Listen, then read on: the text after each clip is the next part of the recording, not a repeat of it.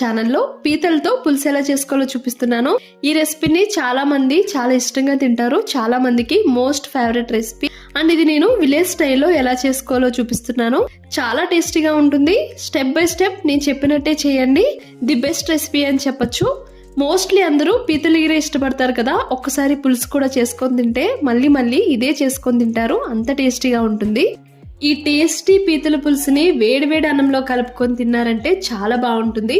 ప్రతి ముద్దకి ఇలా పీత గుజ్జు తీసుకొని తిన్నారంటే ఇంకా బాగుంటుంది. సో ప్రాసెస్లోకి వెళ్ళిపోదామా. ముందుగా ఇక్కడ నేను శుభ్రంగా వాష్ చేసి పెట్టుకుని ఇలా మ్యారినేట్ చేసుకున్నాను. పీతలు నేను షాప్లోనే క్లీన్ చేపించేసాను. ఇక్కడ నేను కేజీ పీతలు తీసుకుంటే ఆఫ్టర్ క్లీనింగ్ 750 గ్రామ్స్ వరకు వచ్చాయి. ఇలా క్లీన్ చేసిన పీతల్లో ఉప్పు, కారం, పసుపు వేసుకొని ఒక 15 మినిట్స్ వరకు మ్యారినేట్ చేసుకోవాలి. అప్పుడే ఫ్లేవర్స్ అన్ని పీత లోపలికి వెళ్ళి బాగుంటాయి. ఇక్కడ నేను చుక్క